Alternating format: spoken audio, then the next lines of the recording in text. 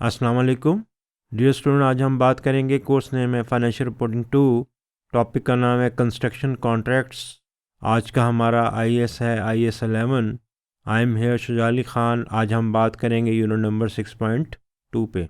Learning objectives देख लेते हैं। 6.1 में हम बात करेंगे अबाउट IAS-11 कंस्ट्रक्शन कॉन्ट्रैक्ट कि IAS क्या कहता है कंस्ट्रक्शन कॉन्ट्रैक्ट्स के बारे में, कॉस्टिंग कैसे की जाएगी, अकाउंटिंग कैसे की जाएगी, प्रॉफिट कैसे रिकग्नाइज़ किया जाएगा, रेवेन्यू कॉस्ट कैसे रिकग्नाइज़ किए जाएंगे for the construction contracts.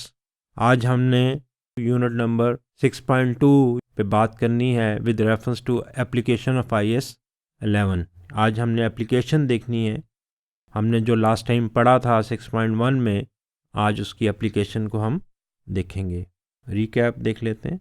IAS-11 construction contracts regarding recognition of revenue and cost की बात करता है कि रेवेन्यू को कैसे रिकग्नाइज़ किया जाएगा, कॉस्ट को कैसे चार्ज किया जाएगा, प्लस स्टेज ऑफ कंप्लीशन कैसे कैलकुलेट की जाएगी with reference to work certified, with reference to cost.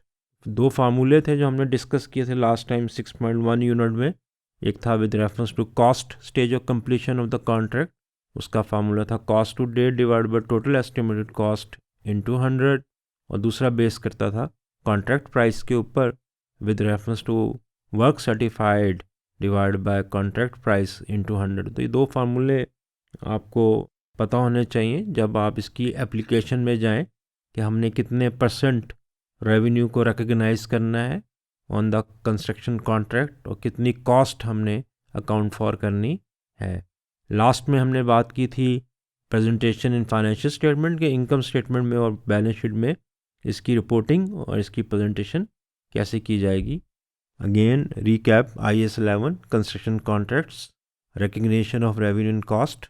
अगर आप मेजर कर सकते हैं रिलायबली तो फिर क्या करेंगे, अगर आउटकम्स रिलायबली मेजरेबल नहीं है तो फिर क्या करेंगे, अगर नॉट मेजर रिलायबली हैं, no profit shall be recognise, कोई प्रॉफिट रिकग्नाइज नहीं किया जाएगा ऑन दैट कॉन्ट्रैक्ट, रादर जो रेवेन्यू होगा उसको आप रिकग्नाइज कर सकते हैं up to the recoverable amount of cost to date, कि जितनी कॉस्ट आपने इनकर की है ऑन दैट कॉन्ट्रैक्ट उतना रेवेन्यू आप रिकग्नाइज कर सकते हैं। अगर आउटकम रिलायबली मेजर नहीं है ऑफ दैट कंस्ट्रक्शन कॉन्ट्रैक्ट के, अगर मैंने कॉस्ट इनकर की है 3 लाख की तो मैं 3 लाख तक के रेवेन्यू को रिकग्नाइज कर सकता हूँ प्रोवाइड दैट कि अगर वो कॉस्ट रिकवरेबल है। ऑन द अदर हैंड अगर आउटकम आप मेजर कर सकते हैं रिलायबली तो देखना पड़ेगा प्रॉफिटेबल है या लॉस मेकिंग कॉन्ट्रैक्ट है। अगर प्रॉफिटेबल है तो आप परसेंटेज लेंगे, जो आप परसेंटेज की हमने बात की विद रेफरेंस टू कॉस्ट और it may be with reference to contract price, and that percentage आप अप्लाई करेंगे with reference to estimated profit, और उतना आप प्रॉफिट रिकग्नाइज करेंगे और रेवेन्यू और कॉस्ट रिकग्नाइज करेंगे up to that level of completion. लेकिन अगर तो लॉस मेकिंग है तो टेक फुल लॉस इमीडिएटली, आप पूरा लॉस अकाउंट फॉर करेंगे, परसेंटेज अप्लाई नहीं करेंगे। देखना पड़ेगा कि प्रॉफिटेबल है या लॉस मेकिंग कॉन्ट्रैक्ट है। स्टेज ऑफ कंप्लीशन कैसे कैलकुलेट करेंगे, 3 method, cost to date as proportion of total estimated cost into 100। पहला method survey of work performed based करता है work certified divide by contract price into 100, completion of physical proportion of the contract work, कि जो भी physical work complete हुआ है on the construction of such building उतनी percent आप profit recognise कर सकते हैं। Presentation in the financial statement के बैलेंस शीट में प्रॉफिट लॉस में इसको कैसे प्रेजेंट करेंगे, तो इनकम स्टेटमेंट में आप इसको रेवेन्यू कॉस्ट और प्रॉफिट रिकग्नाइज करेंगे और स्टेटमेंट ऑफ फाइनेंशियल पोजीशन में आप उसे एसेट और लायबिलिटी बुक करेंगे। तो ये लास्ट टाइम भी हमने 6.1 में बात की थी brief. Focus today is a day on IAS-11 application. आज हम बात करेंगे एप्लीकेशन ऑफ IAS-11। ये क्वेश्चन है छोटा सा, the following information relates to a construction contract. आप एक बिल्डिंग बना रहे हैं, उसके जो एस्टिमेटेड कॉन्ट्रैक्ट रेवेन्यू है वो 8 लाख रुपए के हैं, उसकी जो कॉस्ट टू डेट जो आपने इनकर की वो 3,20,000 की है। एस्टिमेट कॉस्ट टू कंप्लीट 280 है और एस्टिमेट स्टेज ऑफ कंप्लीशन दिया है 60%। तो टोटल कॉस्ट आपकी बन जाती है 3, 2, 5, 5 और 6 लाख रुपए की आपकी टोटल कॉस्ट बन जाती है, जबकि आपके एस्टिमेटेड कॉन्ट्रैक्ट रेवेन्यू जो है वो 8 लाख के हैं। स्टेज ऑफ कंप्लीशन 60% है। रिक्वायरमेंट को देखते हैं। What amounts of revenue, costs and profit should be recognise in the income statement. तो कितने आप revenue, amount of revenue recognise करेंगे, कॉस्ट रिकग्नाइज करेंगे और प्रॉफिट रिकग्नाइज करेंगे इन द इनकम स्टेटमेंट। आप 8 लाख का 60% ले लेंगे, आपके ये रेवेन्यू होंगे फॉर द ईयर। आप टोटल कॉस्ट का 60% ले लेंगे, ये आपकी कॉस्ट होगी फॉर द ईयर। तो the difference between the revenue for the year and the cost for the year will be your profit. तो 8 लाख का 60% it comes 480 and 6 lakh total cost का 60% इट कम्स 360। तो 480 और 360 का डिफरेंस ले लें, it comes 120। Profit will be reported in the income statement for the year. दूसरी requirement है, take the same contract but now assume that the business not able to reliably estimate the outcome of the contract. IAS कहता है कि अगर आप outcome of the contract जो है वो फाइंड आउट नहीं रिलायबली मेजर कर सकते, तो फिर जितनी कॉस्ट आपने इनकर की है उतनी आप रेवेन्यू रिकग्नाइज कर सकते हैं, प्रोवाइड दैट कि वो कॉस्ट रिकवरेबल हो। अगर वो कॉस्ट रिकवरेबल है तो फिर आप उतने अमाउंट के रेवेन्यू को रिकग्नाइज कर सकते हैं। तो पहले केस में आउटकम रिलायबली मेजर था, हमने परसेंटेज अप्लाई करके रेवेन्यू कॉस्ट जो है वो कैलकुलेट कर ली, प्रॉफिट कैलकुलेट कर लिया 120 का। जबकि जो दूसरी रिक्वायरमेंट है उसमें outcome is not reliably measure, so up to the cost incurred if recoverable revenue can be recognized for that amount. So in this case no profit shall be recognized in the profit loss account, rather you will account for revenue of rupees 320 and the cost incurred for the period 320. Up to the cost incurred you can recognize the revenue if recoverable, if that cost is recoverable. अगर मैं समझता हूँ कि 3,20,000 की जो cost मैंने इनकर की है for the construction of building, तो मैं उसके रेवेन्यू उतने रिकग्नाइज कर सकता हूँ। बट इन दिस केस हम कोई प्रॉफिट एट्रीब्यूटेबल नहीं करेंगे, क्रेडिट नहीं करेंगे, कोई profit for the year recognise नहीं करेंगे। इसका सलूशन देख लेते हैं। यकीनन आपने इसका सलूशन अपनी नोटबुक पे रिकॉर्ड कर लिया होगा, साथ साथ रिकॉर्ड करते जाया करें, नोट करते जाया करें इसको। रिक्वायरमेंट नंबर 1 ए, जिसमें आउटकम रिलायबली मेजर थे, आप परसेंटेज अप्लाई करेंगे। इन दिस केस परसेंटेज गिवन थी 60% कंप्लीशन, 8 लाख जो टोटल कॉन्ट्रैक्ट प्राइस है ऑफ दैट बिल्डिंग 8 लाख, इसका 60% लें 480, 320 प्लस 280 जो टोटल कॉस्ट है आपकी, इसका 60% लें 360। The remaining amount will be your profit for the year. So reported profit will B rupees 1,20,000 in the profit and loss account for the year.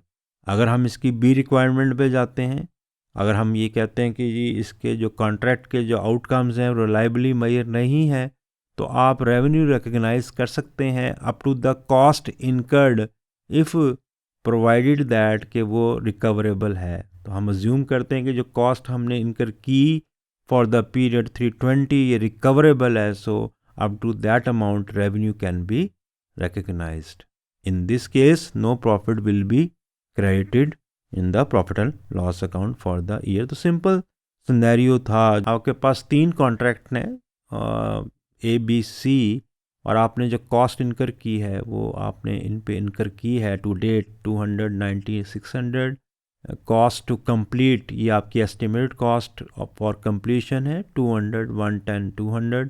Contract price जो आपकी है वो 600, 300 एंड 750 है। एंड प्रोग्रेस बिलिंग जो आप कर रहे हैं या आपको जो हो रही हैं वो 40, 70, 630 की प्रोग्रेस बिलिंग है। Soft floor calculate the percentage of completion by using the cost incurred compare to the total cost. तो उसने आपको फार्मूला भी साथ ही बता दिया कि परसेंटेज ऑफ कंप्लीशन जो आपने स्टेज ऑफ कंप्लीशन कैलकुलेट करनी है वो कैलकुलेट करनी है विद रेफरेंस टू कॉस्ट, और उसका फार्मूला होगा cost to date divide by total estimated cost. तो इस केस में हम देख लेते हैं, सबसे पहले एस्टिमेटेड प्रॉफिट कैलकुलेट कर लेते हैं। फिर स्टेज ऑफ कंप्लीशन कैलकुलेट कर लेते हैं और फिर वो जो स्टेज ऑफ कंप्लीशन है उसे अप्लाई कर देते हैं प्रॉफिट जो आपने एस्टिमेटेड प्रॉफिट कैलकुलेट किया है। पहले केस में देखते हैं कॉन्ट्रैक्ट ए, कॉन्ट्रैक्ट प्राइस है 600 की, इसको देख लें। कॉन्ट्रैक्ट प्राइस 600 है, जबकि जो कॉस्ट इनकर की है to 200 plus cost to complete 200, it comes total estimated cost for this project 400। तो contract price 600 minus 400, the estimated profit will be 200 for contract A. तो एस्टिमेटेड प्रॉफिट इनके जो हैं वो आप कैलकुलेट करते जाएं। फार्मूला क्या बनेगा एस्टिमेटेड प्रॉफिट कैलकुलेट करने का? The contract price minus total cost. A के केस में 600 माइनस 400, बी के केस में 300 माइनस 200, 90 प्लस 110 200, एंड सी के केस में 750 माइनस 800। तो पहले केस में जो ए के केस में जो एस्टिमेटेड प्रॉफिट होगा वो 200 का होगा, बी के केस में जो एस्टिमेटेड प्रॉफिट होगा वो 100 का होगा, और सी केस में जो लॉस होगा वो 50 का होगा, क्योंकि आपकी कॉस्ट ज़्यादा है as compare to contract price. In case of loss making contract, अगर वो लॉस मेकिंग कॉन्ट्रैक्ट हैं तो उसका सारे का सारा लॉस रिकग्नाइज होगा, उस पर परसेंटेज अप्लाई नहीं होगी। तो ए बी का प्रॉफिट है जबकि सी का लॉस है, और लॉस सारे का सारा रिकग्नाइज होगा। तो स्टेप नंबर 1 जो है उसमें हम एस्टिमेटेड प्रॉफिट जो है वो कैलकुलेट करेंगे on the contract. Step number 2 में स्टेज ऑफ कंप्लीशन कैलकुलेट कर लें। उसके लिए फार्मूला होगा total as a cost to complete, cost to date divide by total cost. तो पहले केस में 200 डिवाइड बाय 400, दूसरे केस में 110 डिवाइड बाय 90, और तीसरे केस में 200 डिवाइड बाय 800। तो आपके पास परसेंटेज ऑफ कंप्लीशन आ जाएगी। पहले केस में in the case of contract A 50% आपका जो कॉन्ट्रैक्ट है वो कंप्लीट हुआ है, तो 50% आप लिख लें ए के सामने। बी केस में जो आपका कॉन्ट्रैक्ट कंप्लीट हुआ है वो 45% आपका कॉन्ट्रैक्ट कंप्लीट हुआ है, 90 डिवाइड बाय 200, और सी केस में आपका जो कॉन्ट्रैक्ट कंप्लीट हुआ है वो 75% कॉन्ट्रैक्ट कंप्लीट हुआ है, 600 डिवाइड बाय 800।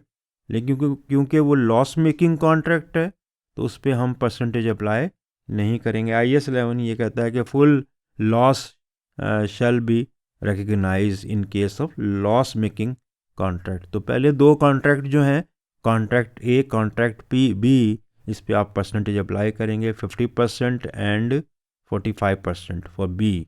फोर्थ स्टेप आपके पास होगा कि इनकम स्टेटमेंट में आप इसे कैसे रिपोर्ट करेंगे। तो इनकम स्टेटमेंट में आप रेवेन्यू शो करेंगे ABC के, और कॉस्ट जो आपने इनकर की है वो शो करेंगे, और डिफरेंस जो होगा वो प्रॉफिट होगा, जो कि परसेंटेज जो एस्टिमेटेड प्रॉफिट हमने कैलकुलेट किया होगा।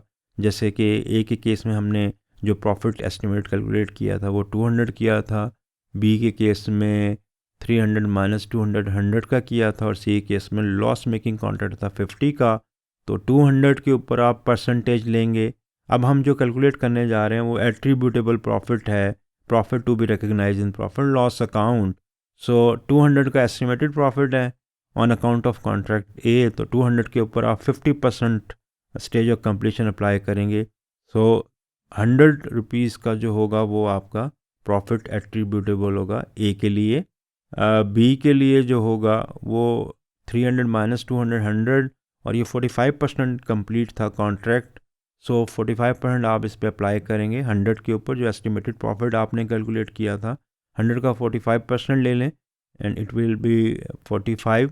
सो ए के ऊपर जो प्रॉफिट होगा वो 100 का होगा प्रॉफिट एट्रीब्यूटेबल, और बी पे जो प्रॉफिट होगा एट्रीब्यूटेबल वो 45 का होगा। जबकि सी क्योंकि लॉस मेकिंग कॉन्ट्रैक्ट है इसलिए इस पर कोई प्रॉफिट रिकग्नाइज नहीं करेंगे, परसेंटेज अप्लाई नहीं करेंगे, बल्कि पूरे का पूरा लॉस प्रोवाइड करेंगे एज़ पर IAS-11। आप प्रॉफिट को शो करेंगे, आप कॉस्ट जो आपने इनकर की है उसे शो करेंगे, और ऐड बैक करके रिवर्स ऑर्डर में आप रेवेन्यू कैलकुलेट कर लेंगे बैलेंसिंग फ़िगर। याद रहे कि जो बैलेंसिंग फ़िगर होगी जब आप रिवर्स ऑर्डर में चलेंगे तो जो प्रॉफिट होगा वो कॉस्ट में आप ऐड करेंगे। आपका जो प्रॉफिट एट्रीब्यूटेबल है इन केस ऑफ कॉन्ट्रैक्ट ए 100 है तो 100 प्लस 200, बैलेंसिंग फ़िगर जो आपके पास आएगी वो आपके रेवेन्यू होंगे and it comes 300। In B contract आपके पास जो रेवेन्यू होंगे वो 110 प्लस, आपने 45 कैलकुलेट किया था, इट कम्स 155। तो 155 जो है वो बी का प्रॉफिट रेवेन्यू होगा, और सी केस में जो आपके पास रेवेन्यू बनेगा वो बनेगा 550। ये इनकम स्टेटमेंट की रिपोर्टिंग होगी, इनकम स्टेटमेंट की प्रेजेंटेशन होगी। अगर आप बैलेंस शीट की प्रेजेंटेशन देखें तो उसके अंदर हमने डिस्कस किया था 6.1 में कि आप कॉस्ट टू डेट जो है उसको ले लें 290 प्लस 600। जो प्रॉफिट टू डेट है, पहले केस में जो प्रॉफिट टू डेट आपने अभी कैलकुलेट किया 100 ऐड कर देंगे, दूसरे में 45 ऐड कर देंगे, और तीसरे में क्योंकि लॉस है आपके पास तो लॉस की सूरत में लॉस जो है वो आप इसमें ऐड कर देंगे, लेस कर देंगे।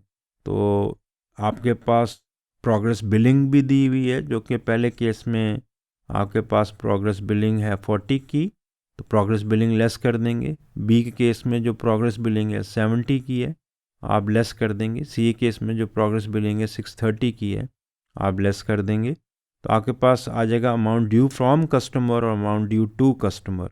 तो चेक करते हैं। अब मैं इसके सोल्यूशन की तरफ जा रहा हूँ। ये हमने डिस्कशन में पूरे क्वेश्चन को, पूरे सिनेरियो को हमने हल कर लिया। अब हम इसके सोल्यूशन की तरफ जा रहे हैं। तो सोल्यूशन कंपेयर कर लीजिएगा। जैसे कि हमने कहा कि फोरकास्ट प्रॉफिट जो है वो, एस्टिमेटेड प्रॉफिट जो है वो आप कैलकुलेट करेंगे।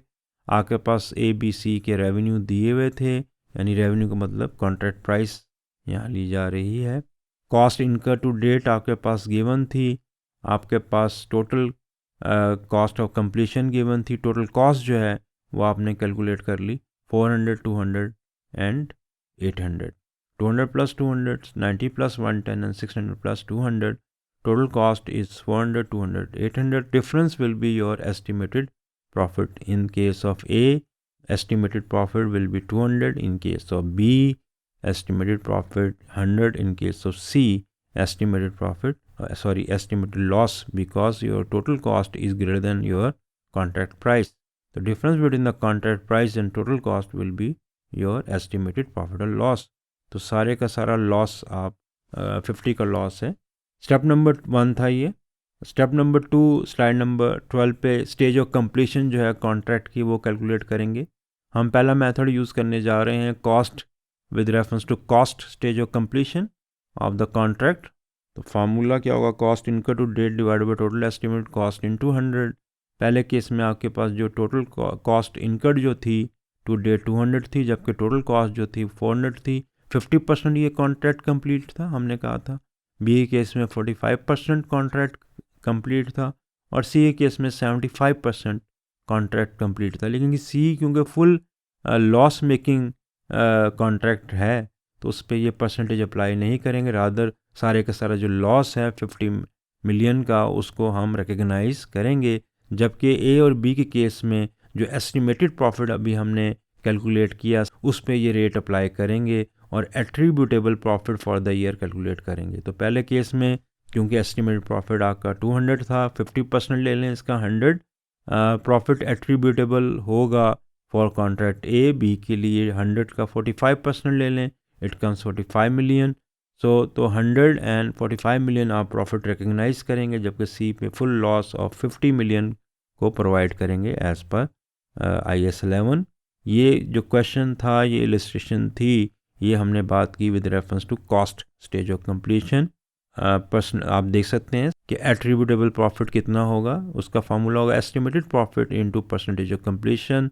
सो 100 in case of A, 45 in case of B, और fully recognise loss in case of C. क्योंकि सी जो है वो लॉस मेकिंग कॉन्ट्रैक्ट है तो फुल लॉस प्रोवाइड किया जाएगा। इनकम स्टेटमेंट पे कैसे शो करेंगे, प्रेजेंटेशन कैसे होगी, जो भी आपने एट्रीब्यूटेबल प्रॉफिट कैलकुलेट किया in case of A 100, in case of B 45, in case of C 50, उसको आप कॉस्ट इनकर्ड में ऐड बैक करके बैलेंसिंग फिगर कैलकुलेट कर लेंगे। तो 100 plus 200 balancing figure will be 300, 45 plus 90 135, 50 minus 600 balancing figure will be 550। तो revenue जो होंगे वो रेवेन्यू की जो लाइन होगी वो बैलेंसिंग फिगर होगी। जबकि अगर वर्क सर्टिफाइड केस में हम इसको देखेंगे, अगर इसी इलस्ट्रेशन को हम work certified stage of completion के रेफरेंस से देखें तो उसमें जो बैलेंसिंग फिगर होगी वो कॉस्ट की होगी, जबकि रेवेन्यू जो होंगे वो गिवन होंगे फॉर द कॉन्ट्रैक्ट। तो बैलेंसिंग फिगर जो है वो हमेशा अपोजिट होगी। अगर कॉस्ट मेथड यूज़ कर रहे हैं तो बैलेंसिंग फिगर रेवेन्यू के होंगे, अगर रेवेन्यू का मेथड यूज़ कर रहे हैं, कॉन्ट्रैक्ट प्राइस का मेथड यूज़ कर रहे हैं, वर्क सर्टिफाइड का मेथड यूज़ कर रहे हैं, तो फिर बैलेंसिंग फिगर जो होगी वो कॉस्ट की होगी। तो अपोजिट चलेगा ये।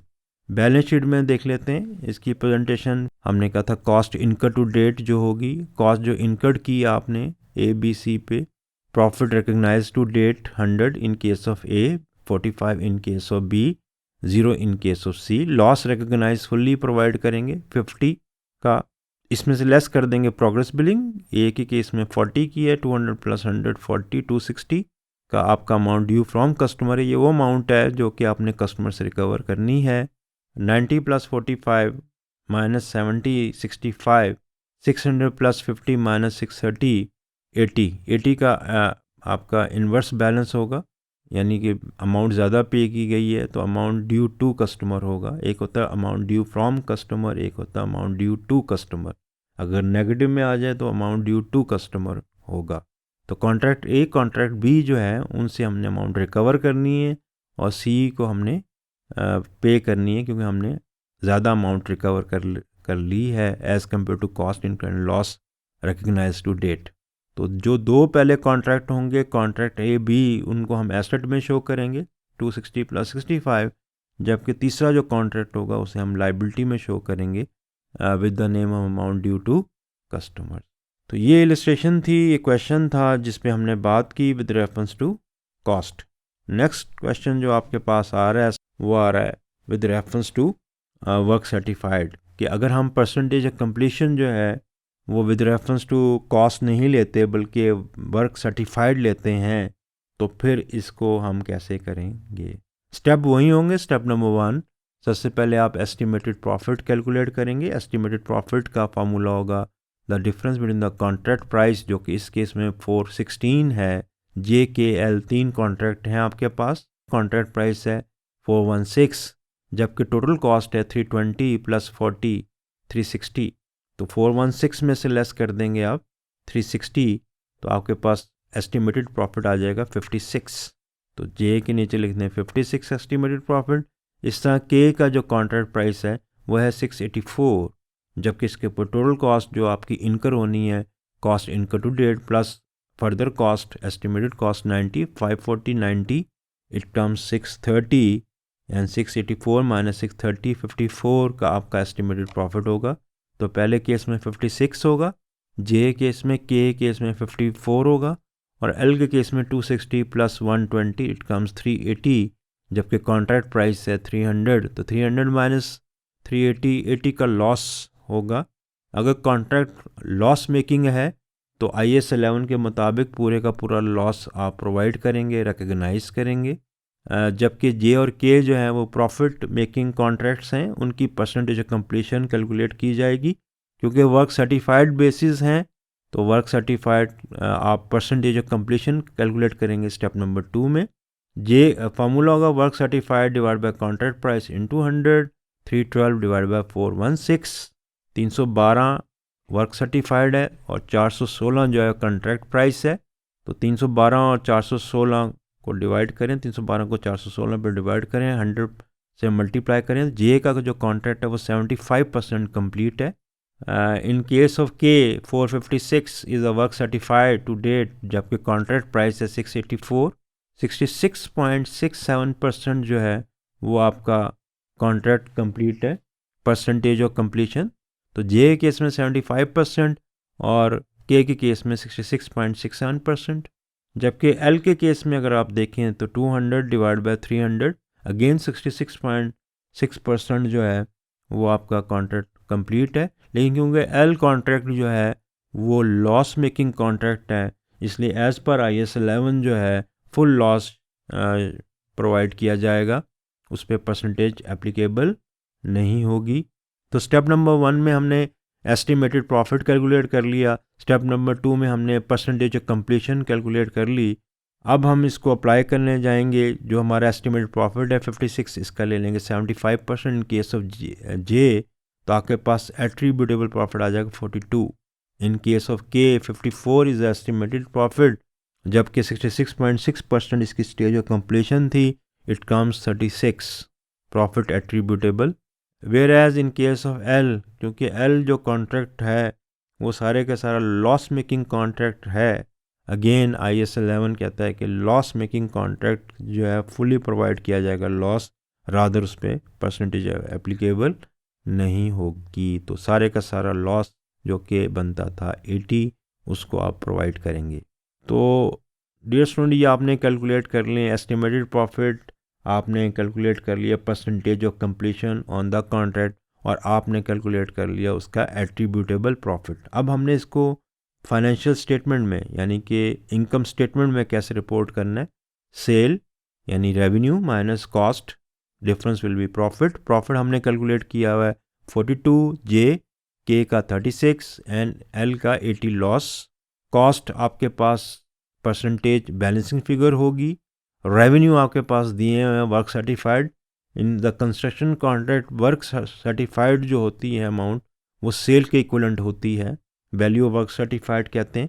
312 में से लेस कर देंगे आप प्रॉफिट, तो बैलेंसिंग फिगर जो होगी वो आपका कॉस्ट होगी।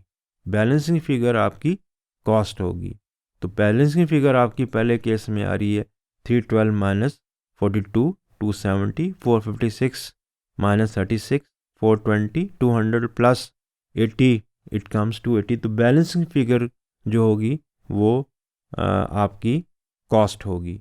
इन्वर्स मैंने कहा था कि इन्वर्स रिलेशनशिप होगा, जहाँ कॉस्ट को आप percentage of cost method use करेंगे वहाँ बैलेंसिंग फिगर सेल रेवेन्यू होगी, और जहाँ आप सेल रेवेन्यू को यानी वर्क सर्टिफाइड को परसेंटेज ऑफ कंप्लीशन में लेकर जाएंगे वहाँ बैलेंसिंग फिगर जो है वो कॉस्ट होगी। हालांकि कॉस्ट जो आपने इनकर की है वो कॉस्ट पहले केस में आपने 320 इनकर की है, जबकि जो रिकग्नाइज होगी वो 270 होगी। बैलेंस शीट में कैसे इसको प्रेजेंट करेंगे, कॉस्ट इनकर टू डेट पहले केस में 320 प्लस बी के केस में 540 एंड सी केस में 260। प्रॉफिट रिकग्नाइज टू डेट यानी attributable profit to date 42 36 in case of C 0। Loss recognise to date full loss shall be provided 80 का, less progress payments 250, 320 plus 42 minus 250 it comes 112.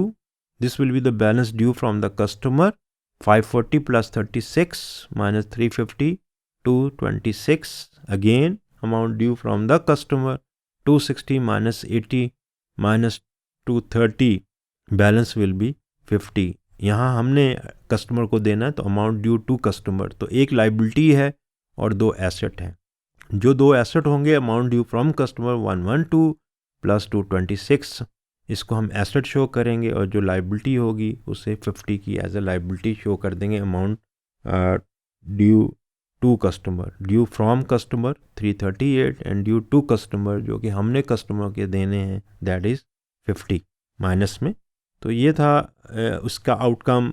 अगर हम percentage of completion cost की use ना करें बल्कि percentage या stage of completion जो contract के ऊपर है वो हम यूज़ करें वर्क सर्टिफाइड की कॉन्ट्रैक्ट प्राइस के रिलेशनशिप के साथ, तो इसके आउटकम्स क्या होंगे। सॉल्यूशन देख लेते हैं। हमने बात की थी सबसे पहले एस्टिमेटेड प्रॉफिट कैलकुलेट करने की, जो कि आपने अपनी नोटबुक पे कैलकुलेट किया होगा। जे के एल का रेवेन्यू में से टोटल कॉस्ट लेस कर दें, आपके पास एस्टिमेटेड प्रॉफिट आ जाएगा। स्टेज ऑफ कंप्लीशन हमने कैलकुलेट की थी, जे की 75%, के की 66.6% और एल की 66.67%। ये जो परसेंटेज हमने कैलकुलेट की है इसे अप्लाई करेंगे एस्टिमेटेड प्रॉफिट पे।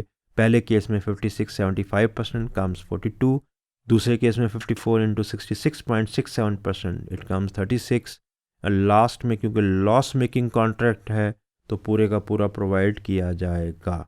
तो दो कॉन्ट्रैक्ट पे आपका प्रॉफिट है, एक कॉन्ट्रैक्ट जो एल है इस पे लॉस मेकिंग कॉन्ट्रैक्ट है, फुल प्रोवाइड किया जाएगा। ये आपका एट्रीब्यूटेबल प्रॉफिट होगा जो कि आप अपने प्रॉफिट लॉस में रिकग्नाइज करेंगे। इनकम स्टेटमेंट कि आपने जो एट्रीब्यूटेबल प्रॉफिट कैलकुलेट किया उसे बेस बनाएंगे 42, 36, 80। सेल आपके पास दी हुई है, वर्क सर्टिफाइड दिया हुआ है, दोनों का जो डिफरेंस होगा वो कॉस्ट होगा और वो बैलेंसिंग फिगर होगी। तो 312 minus 42 it comes to 70 in the case of contract A. In the case of contract B 456 minus 36 420। In case of C 200 plus 80 it comes to 80। क्योंकि माइनस है तो माइनस माइनस प्लस हो जाएगा, 280 जो है cost आपकी होगी। तो इनकम स्टेटमेंट की प्रेजेंटेशन बिल्कुल दोनों सिनेरियो एक ही तरह के हैं मोर और लेस, सिर्फ डिफरेंस इतना है कि परसेंटेज या स्टेज ऑफ कंप्लीशन जो बेसिस हैं वो थोड़ी सी डिफरेंट हैं।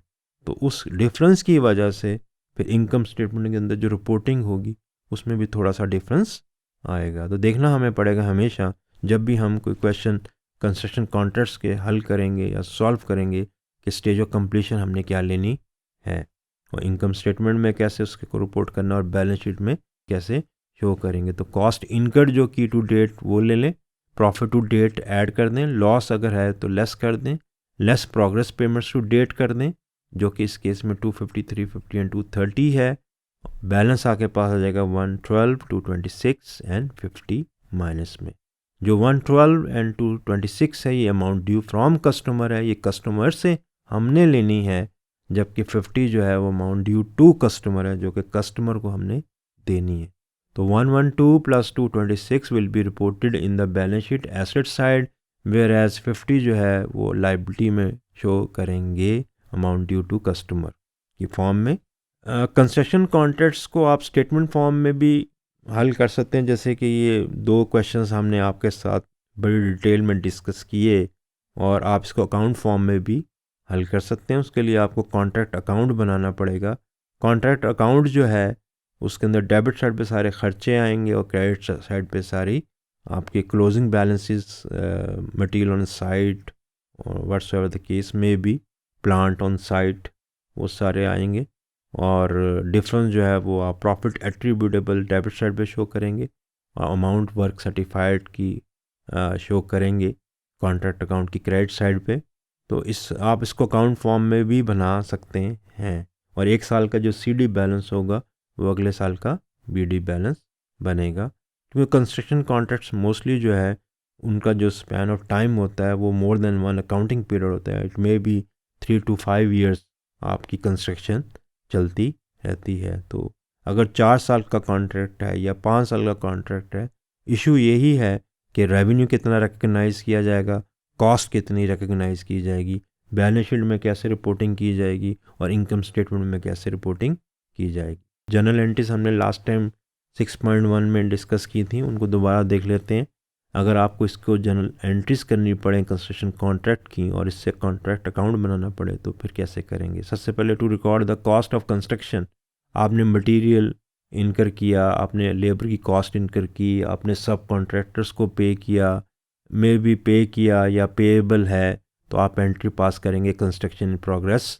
एक अकाउंट खोलेंगे जिसका नाम होगा construction in progress to material to cash या पेएबल व्हाट्सएवर द केस में भी। अगर मटेरियल आपने इनपुट किया है कंस्ट्रक्शन के अंदर तो मटेरियल को क्रेडिट करेंगे, अगर कैश पे किया है तो कैश को क्रेडिट करेंगे, अगर पेएबल्स हैं अभी पे नहीं की लायबिलिटी तो पेएबल को क्रेडिट करेंगे।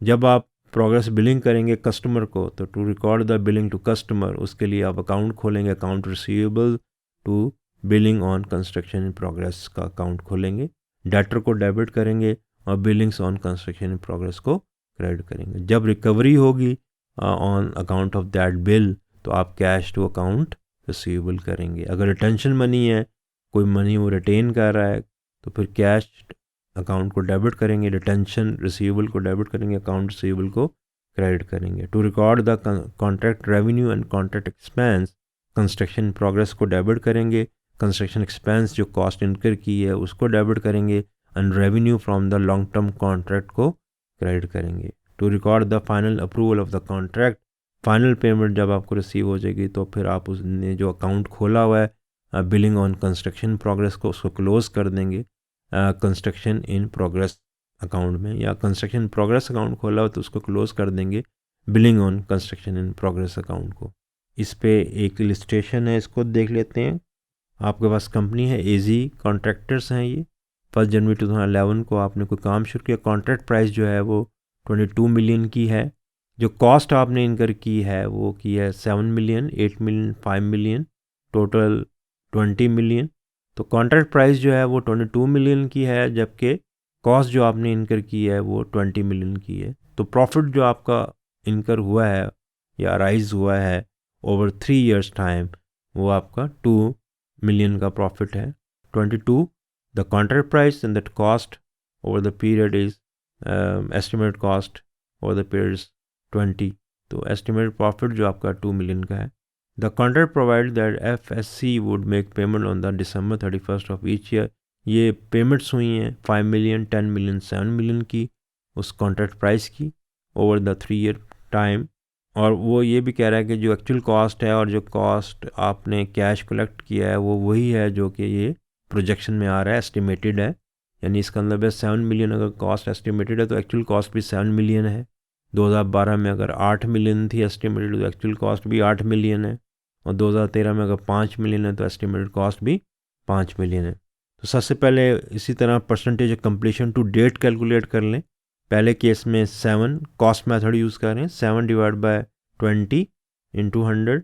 दूसरे केस में 15, 8 और 8 + 7 15 डिवाइड बाय 20 और 5। तीसरे केस में 20 डिवाइड बाय 20। तो पहले केस में जो स्टेज ऑफ कंप्लीशन होगी टू डेट, मैं फॉर द ईयर नहीं कैलकुलेट कर रहा, टू डेट कैलकुलेट कर रहा हूँ। यानी 2011 7 डिवाइड बाय 20, 2012 में 7 + 8 15 डिवाइड बाय 20 एंड 2013 में 20 डिवाइड बाय 20 100%। इसका मतलब आपका जो कॉन्ट्रैक्ट कंप्लीट हुआ है वो 100% कंप्लीट है 2013 में, जबकि 2012 में इसकी पोजीशन थी 75% और 2011 में इसकी पोजीशन बनती है 35%। तो अगर मैं फॉर द ईयर कैलकुलेट करना चाहूँ तो मैं फॉर द ईयर भी कैलकुलेट कर सकता हूँ। यानी पहले केस में 35% to date and for the year same होगा, क्योंकि पहला साल आपका शुरू हुआ है तो टू डेट और फॉर द ईयर सेम होगा 35। दूसरे साल में अगर हम देखें टू डेट 75% कॉन्ट्रैक्ट कंप्लीट है, तो फॉर द ईयर अगर मैंने निकालना है तो मैं कैसे निकालूंगा, 35 - 45 इट कम्स 40%। तो पहले केस में 35% पहले साल, दूसरे साल में 40% और तीसरे साल में 25%। ये रेशो बनेगी अगर मैं इसे फॉर द ईयर देखूं। और अगर मैं देखूं टू डेट तो फिर 35%, 75% और 100%। इसको ज़हन में रखिएगा। आपने profit for the year calculate करना है। आपके पास जो कॉस्ट है वो तो उसने कहा है जो कॉस्ट एस्टिमेटेड, एक्चुअल कॉस्ट भी वही है 7 मिलियन, 8 मिलियन, 5 मिलियन की। सो जो रेवेन्यू आपके 22 मिलियन के हैं, इसके ऊपर पहले साल 35% ले लें, दूसरे साल 75% ले लें और तीसरे साल 100% ले लें। और उसमें से पहले साल के लेस करते जाएं तो फॉर द ईयर आ जाएंगे। या दूसरा सिंपल तरीका ये है कि 22 मिलियन पे 35% ले लें पहले साल का, फिर 22 मिलियन पे 40% ले लें दूसरे साल का यानी 2012 का, और फिर 22% के ऊपर 22 मिलियन के ऊपर आप 25% ले लें थर्ड ईयर का। तो आपके पास रेवेन्यू रिकग्नाइज हो जाएंगे फॉर द ईयर।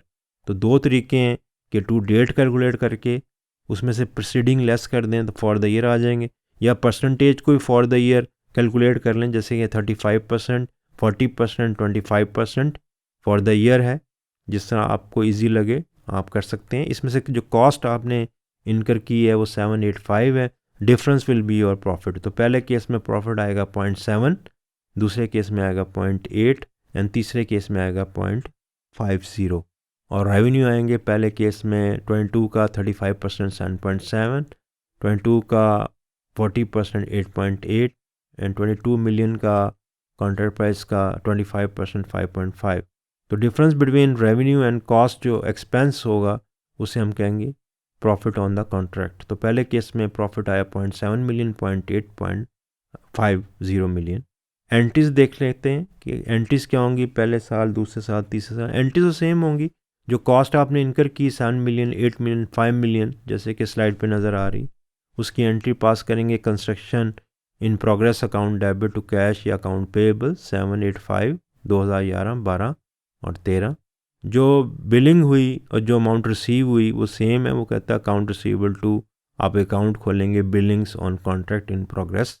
आपको जो बिलिंग हुई, जो आपने बिल भेजे 5, 10, 7 के, यानी 5 million, 10 million, 7 million over the year 1, 11, 12 and 13, account receivable to billing on contract in progress account खोलेंगे। देन आप कैश कलेक्ट करेंगे, द सेम अमाउंट जो बिलिंग की वही अमाउंट कलेक्ट की, no retention, cash account to account receivable 5, 10 and 7।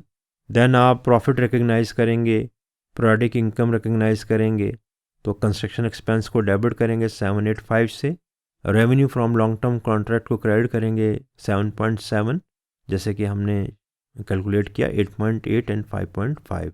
जो difference होगा वो प्रॉफिट होगा on account of construction in progress के नाम से 0.7, 0.8, 0.5। जो आपने अकाउंट खोला होगा billing on contract in progress, उसको एंड में क्लोज कर देंगे कंस्ट्रक्शन इन प्रोग्रेस अकाउंट में 22, और उसकी एंट्री पास करेंगे billings on contracts in progress to construction in progress 22 million. ये आखिरी साल में करेंगे। सोल्यूशन देख लेते हैं। हमने कहा जी स्टेज ऑफ कंप्लीशन कैलकुलेट करेंगे विद रेफरेंस टू कॉस्ट। जो कॉस्ट इनकर की है, एस्टिमेट की है 7 divide by 20, 15 divide by 20 and 20 divide by 20। तो ये जो परसेंटेज ऑफ कंप्लीशन आई है, ये आई है टू डेट। अगर मैंने फॉर द ईयर निकालनी है तो हमने बात की थी 35 for the year first year, in the second year 35 minus 75 it comes 40%, in the last year 75 minus 100 25%, तो 35 फर्स्ट ईयर 11, 40% 12 एंड 25% 13।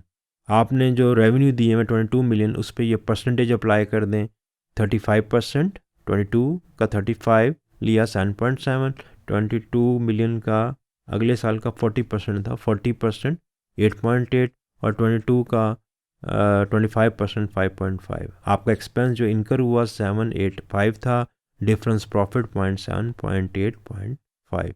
एंट्रीज की हमने सबसे पहले हमने रिकॉर्ड की कॉस्ट जो इनकर की कंस्ट्रक्शन इन प्रोग्रेस के नाम से, कैश को क्रेडिट करें या अकाउंट पेबल क्रेडिट करें 785। फिर आपने बिलिंग की account receivable to billing on contract in progress 5, 10, 7। फिर आपने बिलिंग रिसीव की cash to account receivable the same amount as you billed, और आखिर में फिर आपने प्रॉफिट को रिकग्नाइज किया under the head of construction in progress, construction expense charge किए और revenue from long term contract book किए। सबसे एंड में फिर आपने billing on contract in progress account को क्लोज कर दिया कंस्ट्रक्शन प्रोग्रेस अकाउंट को, जिसमें 22 मिलियन कॉन्ट्रैक्ट प्राइस के इक्विवेलेंट ट्रांसफ़र हो गया। तो ये था जी आपका IAS-11, जिसमें हमने बात की with reference to cost, percentage of completion, उसकी एप्लीकेशन और उसकी एंट्रीज के ऊपर। अपना ख्याल रखिएगा। अल्लाह हाफिज़। शुक्रिया।